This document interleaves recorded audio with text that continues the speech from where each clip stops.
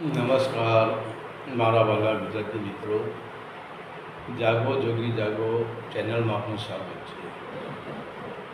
તો આજે આપણે વાત કરીશું આપણી જીભ વિશે.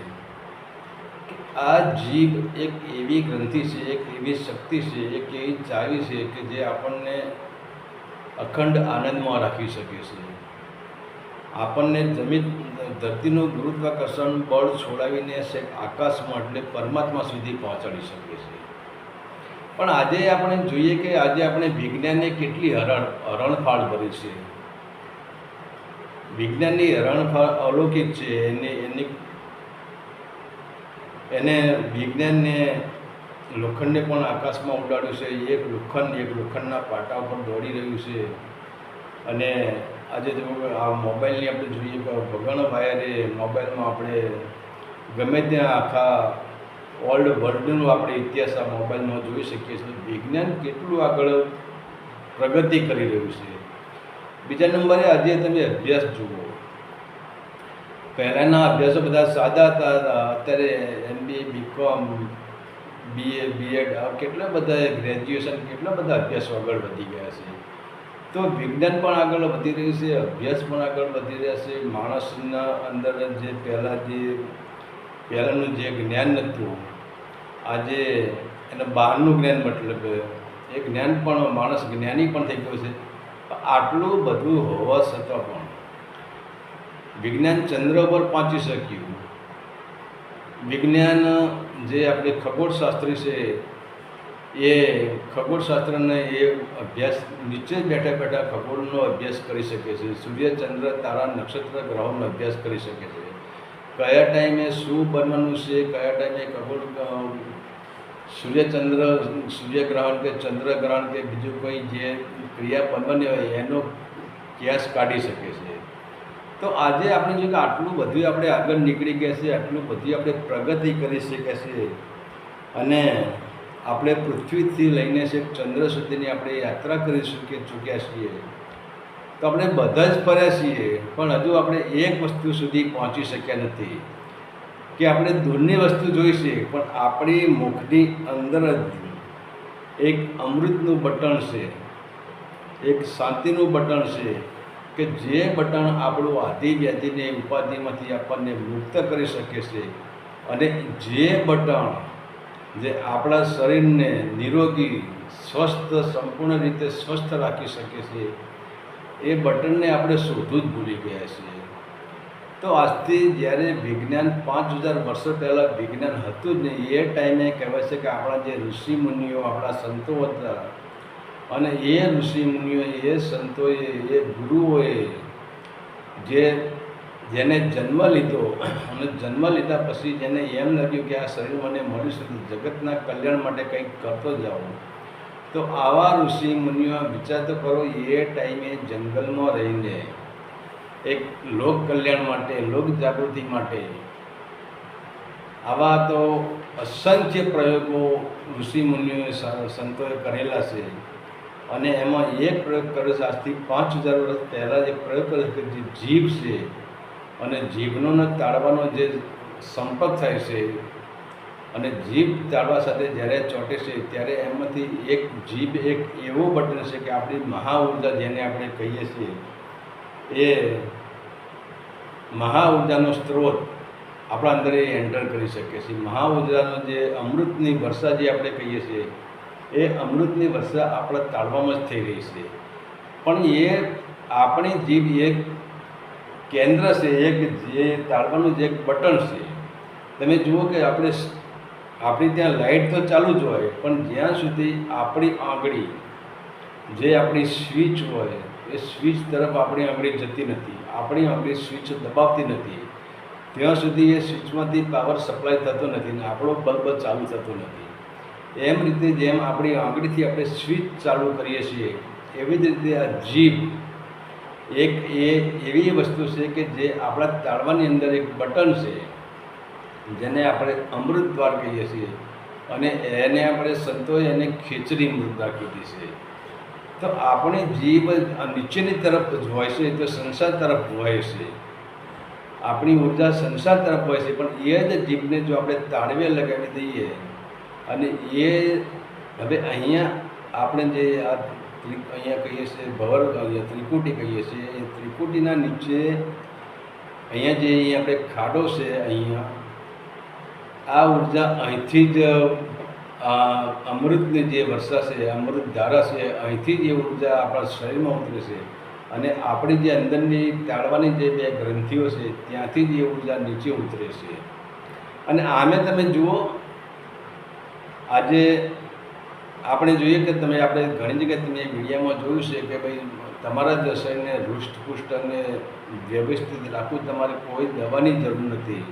કે સવારે તમે અહીંયા જે આપણી તાળવાની અંદરની અંદર જે ગ્રંથિ છે એમાં જો રાત્રે આપણે સૂઈ ગઈએ ત્યારે એમાંથી એક અમીરસ ઝરે છે, એમાંથી એક અમૃત ઝરે છે. અને તે એટલે તો જે આપણે આયુર્વેદિકમાં આ વિજ્ઞાન તરીકે આપણે જોઈએ તો આયુર્વેદિક આપણને શું કહે છે, તમારા શરીરના સ્વસ્થ માટે તમે કોઈ ડૉક્ટર પાસે જવાની જરૂર નથી. તો આપણા શરીરના 3 પ્રકારના કામ થઈ જશે: વાત, પિત્ત અને કફ. કોઈ પણ એકનું અસંતુલન થઈ જાય તો રોગ ફાટી નીકળે છે. હવે વાત, પિત્ત અને કફને અસંતુલનને સંતુલનમાં રાખવા માટે ઓરિજિનલ એક જ દવા છે, જગતમાં બીજી કોઈ દવા નથી. અને એ દવા છે કે આપણા અહીં અહીંયા જે બે આપણે જે પક્ષીને 2 પાંખો હોય છે, એમાં અહીંયા પણ 2 પાંખોવાળી એક હડ્ડી હોય છે, એક હાડકું હોય છે, એક કેન્દ્ર હોય છે, એક બિંદુ હોય છે. જેમ આકાશમાંથી વરસાદ પડે છે, આકાશમાં વાદળોમાંથી વરસાદ પડે છે, એવું અહીંયા 2 પાંખોવાળી એક વાદળ છે અને એ વાદળમાંથી વરસાદ પડે છે, પણ પાણીનો વરસાદ નહીં, અહીંયાથી અમીધારા વરસે, અમીનો વરસાદ પડી રહ્યો છે, અમૃતનો વરસાદ પડી રહ્યો છે. અને જ્યારે આપણે સૂઈ જઈએ ત્યારે એ ગ્રંથિમાંથી જે આપણી આ 2 ગ્રંથિઓની અંદરથી આપણા મુખમાં જે અમૃત ઝરે છે, જેને આપણે સાદી ભાષામાં આપણે એને લાળ કહીએ છીએ, એને આપણે લાળ ગ્રંથિ કહીએ છીએ. હવે આ લાળ એક મહાન અમૃત છે. એટલે તો તમે જુઓ આયુર્વેદ દ્વારા શું કહે છે આપણને કે તમારે જે વાત, પિત્ત અને કફ, આના માટે કોઈ બહારની દવા લેવાની કોઈ જરૂર જ નથી. તમારે ફક્ત એક જ કામ કરવાનું છે કે તમારી આખી રાતના તમે સૂઈ ગયા અને તમારી અંદર જે લાળ ગ્રંથિ બની, જે અમૃત આખી રાતમાં તમારા મુખમાં જે અમૃત ઝર્યું, એ અમૃતને તમે બ્રશ કરીને કે દાંતણ કરીને બહાર ના ફેંકી દેશો. એ કિંમતી ખજાનો છે, એ કિંમતી ઔષધિ છે, એ અમૃત છે. તો આપણે શું કરીએ, સવારે ઉઠીને બ્રશ કરી દઈએ છીએ, ભાઈ ઉલીઓ લઈને ઊલ ઉતારી દઈએ છીએ, કોઈ વખત દાંતણથી ઊલ ઉતારી દઈએ છીએ.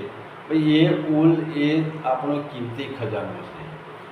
ત્યારે જ આયુર્વેદ કહે છે કે તમારા વાત, પિત્ત અને કફને સંતુલનમાં રાખવા માટે તમારે જ્યારે તમે સવારે વહેલા ઉઠો ત્યારે બ્રશ કે દાંતણ કર્યા સિવાય આપણે 1 ગ્લાસ પાણી લેવાનું છે અને એ ગ્લાસ પાણી ધીરે ધીરે એક ગુણ ધીરે આપણે પાણી અંદર જવા દેવાનું છે. અને સવારે આપણે નરણા કોઠે પાણી પીશું તો એ અમૃત આપણા શરીરમાં જશે પાણી સાથે. અને એ અમૃત આપણી શરીરની અંદર જઈને આપણી અંદર એવી ક્રિયા કરે છે કે આપણા અંદર 3 પ્રકારના વાયુ એટલે કે વાત, પિત્ત, કફ, આ 3ને કંટ્રોલ રાખનારું અમૃત આપણા અહીંયાથી જ ઝરે છે.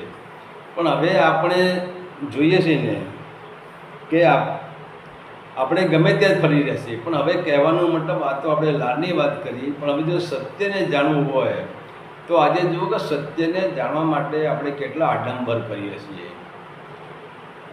સત્યને જાણવા માટે આપણે સંસાર છોડી દઈએ છીએ, સત્યને જાણવા માટે આપણે ભગવા વસ્ત્ર ધારણ કરી લઈએ છીએ, સત્યને જાણવા માટે આપણે દાઢી વધારી દઈએ છીએ, જટાઓ વધારી દઈએ છીએ, માળાઓ પહેરી લઈએ છીએ, ત્રિપુંડ લગાવી દઈએ છીએ. અરે કેટલું કરીએ છીએ આપણે, જંગલોમાં, પહાડોમાં, ગુફાઓમાં, તીર્થધામોમાં આપણે ઘૂસી જઈએ છીએ. પણ તમે ગમે ત્યાં ઘૂસી જાઓ, ભલે તમે સાધુ હોય, સંન્યાસી હોય, ગુરુ હોય, ફકીર હોય, સંસારી હોય કે મજૂર વર્ગના માણસો, તમે કેવા છો એ વિષય મહત્ત્વનો નથી. પણ તમારી જો ભગવા કપડાં પહેરતી સત્યને જાણી શકાતું હોય તો એથી ઉત્તમ રસ્તો કોઈ નહીં. ભલે તમે ગમે એવું ખરાબ કર્મ કર્યું પણ તમે સત્યને જાણી શકો, કારણ કે ભગવાન આપણા કહે કે તમે સત્યવાદી થઈ ગયા, તો આ તો સાવ સહેલો રસ્તો થઈ ગયો. તો પછી આપણે આડંબર જ કરીએ છીએ. અને આપણા ઋષિ મુનિએ આપણને આડંબરમાંથી બહાર કાઢવા માટે આપણા ઋષિમુનિ આપણને હવે વિચાર કરો, આપણા ઋષિમુનિઓ તો એ પોતે જ મજૂરી કરતા અને પોતે જ પોતાનું જીવન ગુજારતા હતા. તો સત્યને જાણવા માટે ક્યાંય બહાર જવાની જરૂર નથી, ક્યાંય ભટકવાની જરૂર નથી.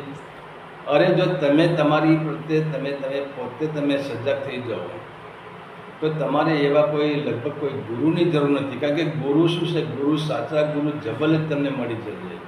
તો અત્યારે આજના કળિયુગમાં આપણે જોઈએ કે આપણે જે ગુરુ હોય પણ એ આડંબરી ગુરુઓ છે, ધંધાદારી ગુરુઓ છે, અને એ પોતે મોટા મોટા જે મેળાવડા કરતા હોય છે, જેના ત્યાં ટોળા આવતા હોય છે, અને એ ટોળાની આવકથી તમે જુઓ એ તાગર ધીરના કરતા હોય છે કે એમની દ્રષ્ટિ તમારા ઉપર વધે, તમારું શું કલ્યાણ કરી શકવાના છે.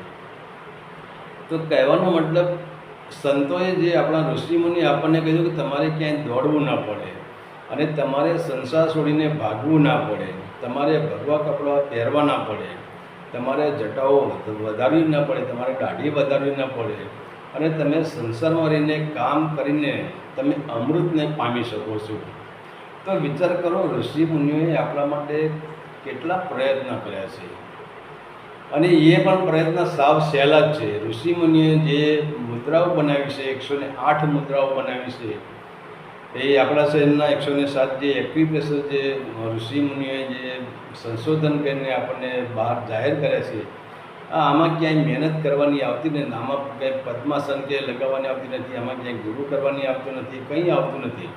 બસ છેવટે એક જ કરવાનું છે કે આપણે હોશમાં રહેવાનું છે, આપણે જાગૃતિમાં રહેવાનું છે, અને આપણી જીભ જે નીચેની તરફ વહી રહી છે, જે દાંત બાજુ જે જીભ આવી રહી છે, એ જીભને આપણે ઉલટી કરવાની છે.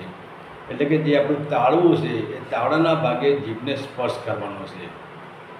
તો હવે આમાં આપણે શું કરવાનું છે? અને જ્યારે પણ આપણને સમય મળે, આમાં કોઈ એવું નથી હોતું કે 2 કલાક 4 કલાકનો પીરિયડ હોય.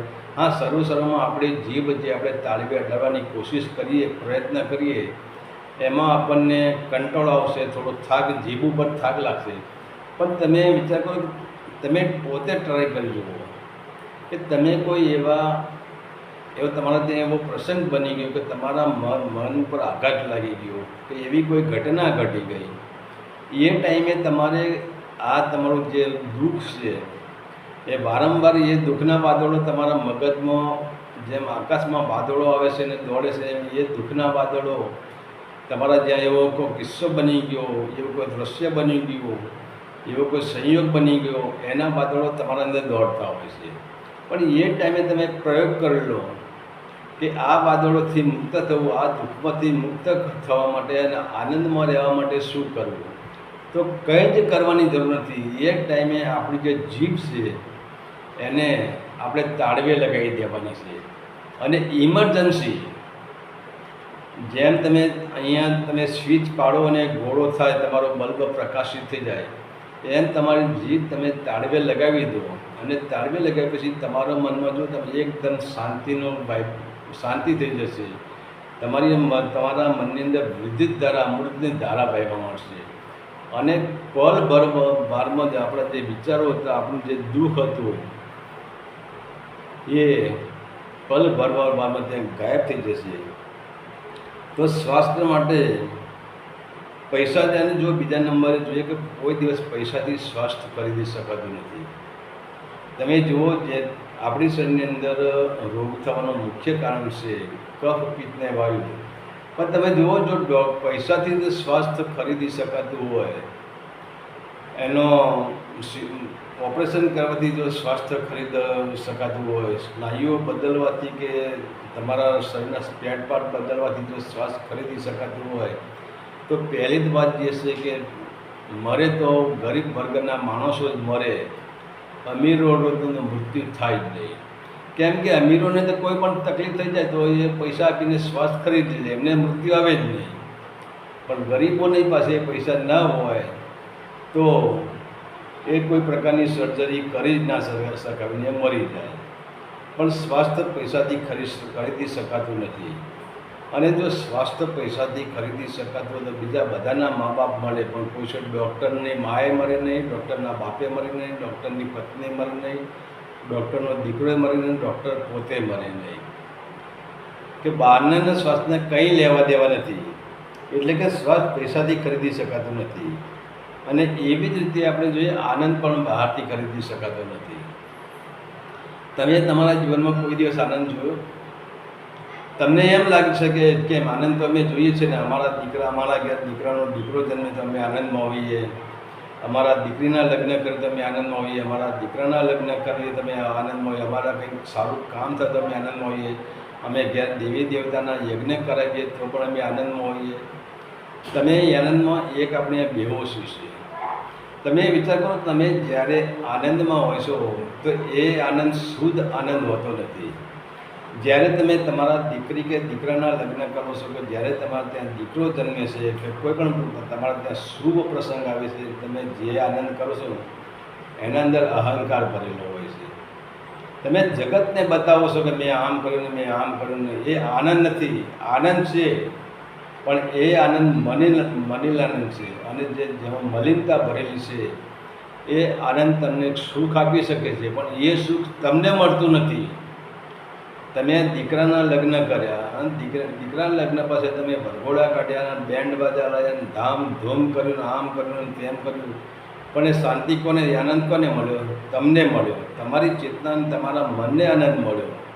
કારણ કે આ તમારા મને જ બધું કરાવ્યું છે. તમારા મને જ તમને એમ કહ્યું છે કે બેન્ડ બાજામાં ગાવા જ પડશે. તમારા મને જ તમને એમ કહ્યું છે કે વરઘોડો કાઢવો જ પડશે. તો તમે જે કરી રહ્યા છો તમે પોતે તો કરી રહ્યા નથી, તમારું મન જ કરી રહ્યું છે. અને તો હવે જે તમારું મન કરી રહ્યું છે તેનો આનંદ તમારા મનને મળે, તમને તો આનંદ ક્યાંથી મળે? તમે તો અહંકારમાં ડૂબી જાઓ છો. તમારું મન તમને અહંકારમાં ખેંચી જાય છે. તમે જુઓ, જ્યારે એવા વરઘોડા વીઆઈપી વરઘોડા નીકળતા હોય, વીઆઈપી તમે ફંક્શન રાખતા હોય, ત્યારે તમે તમારા ઉપર એક નજર નાખો કે આપણા અંદર કેટલો ગરમી પડે છે, કેટલો અહંકાર પડેલો છે. અને તમે જુઓ, કોઈ માણસ મોટું કામ કે જબરદસ્ત કોઈ એવો માણસ હોય છે કે એ કોઈ પણ પ્રકારનું મોટું કામ કરે, મોટો પ્રસંગ કરે તો એ ઉદાર દિલનો હોય, એનામાં અહંકાર આવતો હોય, એ નમી જાય છે. પણ તો જબરદસ્ત કોઈ એવો પુરુષ હોય કે જે નમી જાય છે, એટલે કે બાકી આપણા અંદર અહંકાર જ ભર્યો છે. તો કહેવાનું છે કે આપણને જે આનંદ છે એ આનંદ પણ બહારથી આપણે પ્રાપ્ત કરી શકતા નથી. બીજા નંબરે આપણી જે વાસનાઓ છે,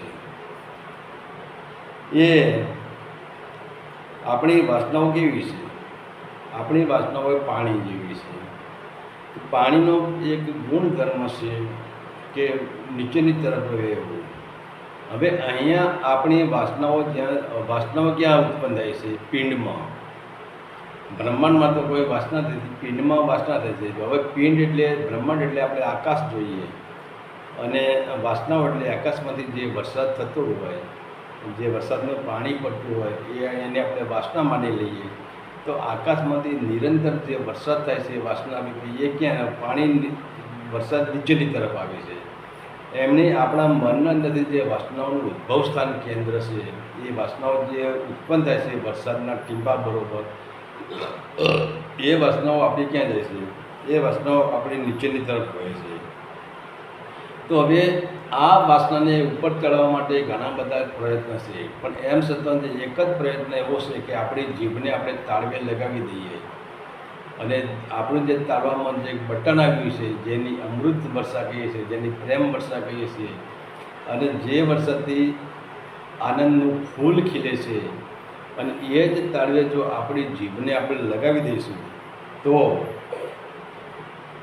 આપણી અંદર એટલો બધો આનંદનું ફૂલ ખીલશે, આપણી અંદરથી એટલી બધી ખુશ્બુ નીકળશે, અને આપણું પૂરું શરીર હલકું થઈ જશે. અને એ પછી આ વાસનાઓ છે જેનો ગુણધર્મ છે નીચે વહેવાનો, પરંતુ જ્યાં સુધી અમી વર્ષાનો જે આપણી જીભ આપણે તાળવે લગાવી દઈએ છીએ, ત્યાં પછી જે અમી વર્ષા થાય છે એમની જે આપણે બટન દબાવીએ પછી એ અમી વર્ષા શું થાય છે? એ અમી વર્ષા સીધી રીઢની હડ્ડી, જેને આપણે સૂક્ષ્મના નાડી કહીએ છીએ, જેને રીઢની હડ્ડી કહીએ છીએ, જેને મેરુદંડ કહીએ છીએ, એની જે આપણી અમૃતની વર્ષા છે, અમૃતની દિવ્ય વિદ્યુત છે, અહીંયા આપણે તાળવે જીભ અડાડવાથી એ વિદ્યુત ધારાનો પ્રભાવ ઉલટાઈ જશે.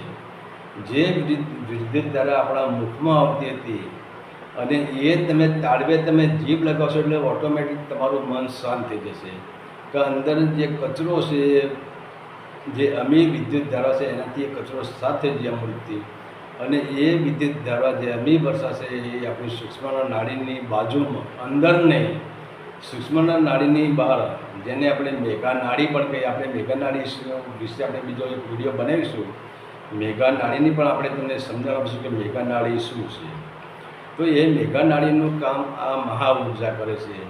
હવે એ ઉર્જા માટે આપણે એક રૂપિયો પણ ખર્ચવાની જરૂર નથી. ફક્ત આપણે એ જ કાર્ય કરવાનું છે કે આપણી જીભ છે, એ જીભ આપણે અહીંયા તાળવે જ લગાવી દેવાની છે.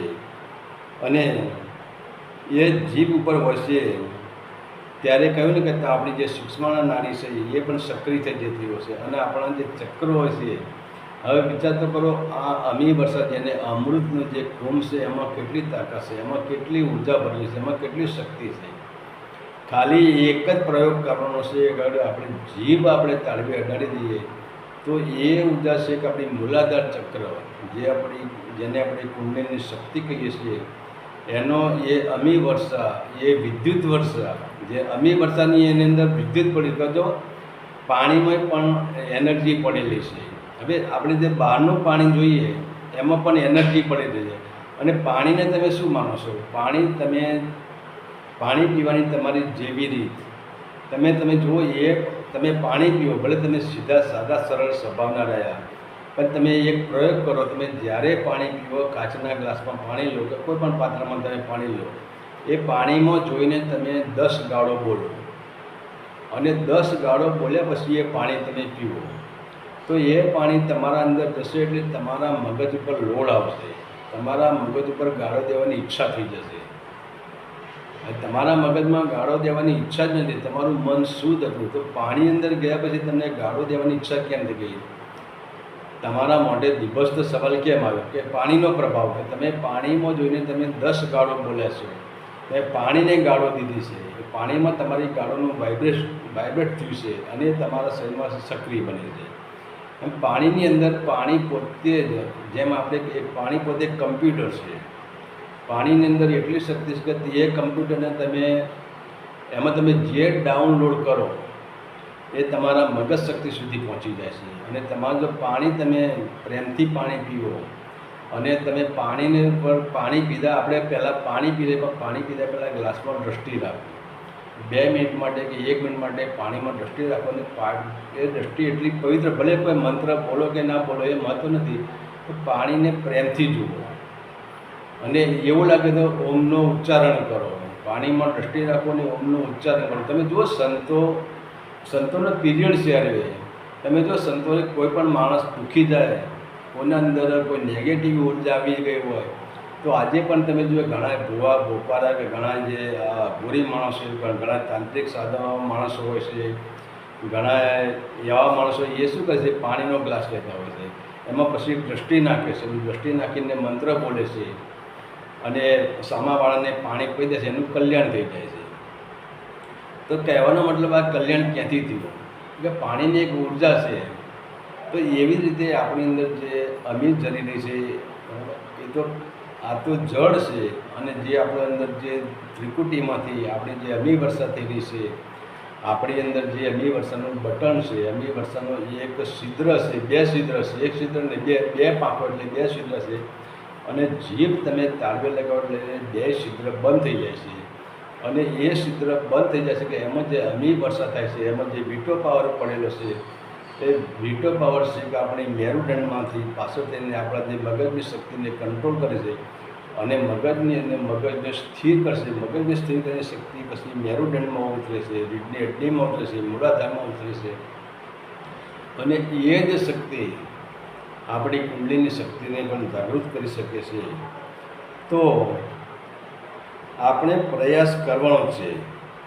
અને એક વસ્તુ છે કે જ્યારે આપણને એમ લાગે કે આપણી અંદર કોઈ પણ પ્રકારની નેગેટિવ ઉર્જા આપણી અંદર પ્રસાર થઈ રહી છે, ધુમાડો પ્રસાર થઈ રહ્યો છે. ધુમાડો એટલે તમે જુઓ, આપણે અત્યારે તો સગવડ થઈ ગઈ. પહેલાં શું હતું કે પહેલાં આપણે રસોડા એટલે ચૂલા હતા, અને ચૂલા આપણે લાકડાથી આપણે રસોઈ બનાવવી પડતી હતી. અને તમે જુઓ, હવે જ્યાં લાકડાથી જ્યાં રસોઈ બનાવતી હોય ત્યાં અગ્નિમાંથી ધુમાડો નીકળે, અને ધુમાડાની બાજુમાં તમે બેસો ને, એ ધુમાડો તમારા મગજમાં ચડી જાય, તમને એલર્જી થઈ જાય અને તમે ત્યાંથી ભાગી જાઓ.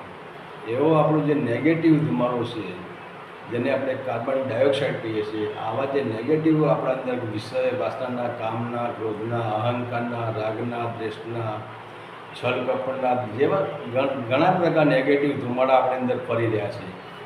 આ ધુમાડાને આપણે ત્યાંથી કાઢી જ નાખવા હોય અને આપણું આકાશ વાદળ વગરનું શુદ્ધ કરી દેવું હોય, તો એના માટે આ એક જ રસ્તો છે કે આપણી જીભને છે એ નીચેની તરફ નહીં, પણ આપણે જીભને તાળવે લગાવવાની છે. આના માટે શું આપણે થોડો પ્રયત્ન કરવો પડે કે આપણે જે અનંત જન્મથી આપણે આ પ્રયોગ કર્યો જ નથી, એટલે શરૂમાં આપણને કઠિન લાગશે, પણ જેમ જેમ ધીરે ધીરે તમે પ્રયોગ કરશો અને જીભને તમે તાળવે રાખશો ને આંખ બંધ કરશો ને આવતા જતાં શ્વાસ ઉપર તમે ધ્યાન રાખશો, તો તમને અહીંયા એવું લાગશે કે હું એકદમ હલકો થઈ ગયો છું. અને આ પીરિયડ તમારો પાકો થઈ જાય. જીભ તમે તાળવે જેને આપણે ખીચડી મુદ્રા કહીએ છીએ, ખીચડી મુદ્રામાં તમે સંપૂર્ણ રીતે તમે પાસ થઈ જાઓ અને તમારી જીભ તાળવા સાથે રહી શકે, તો તમને અહીંયા દિવ્ય પ્રકાશનું દર્શન થશે. તો હવે વિચાર તો કરો, આપણે ક્યાં ભટકવાની જરૂર છે? જંગલોમાં જવાની જરૂર નથી, પહાડોમાં જવાની જરૂર નથી, ગુફાઓમાં જવાની જરૂર નથી, આડંબર કરવાની જરૂર નથી, જટા વધારવાની જરૂર નથી, કે ફક્ત એક બટન જ આપણે જાણી લેવાનું છે. અહીંયા તાળવામાં આપણે 2 છિદ્રો આવ્યા છે, એ 2 છિદ્રોને જ જાણવાનું છે કે પંખીની 2 પાંખીઓ હોય, એની આ ઉર્જાની 2 પાંખીઓ હોય, એક પ્રેમની અને કરુણાની. અને આ 2 પાંખીઓનું જે હેવી બટન છે એ તમે દબાવી દો, તો એની ઉર્જા તરત આપણા શરીરની અંદર જેમ વિદ્યુતના તારની અંદર તારમાં જેમ વિદ્યુત પ્રવાહ ચાલતો હોય, એવી અમી ઉર્જા, એક અમૃત, એ મૃતને અમૃત શું છે કે જેને મૃત્યુથી ઉપર ઉઠાવે એને આપણે અમૃત કહીએ છીએ.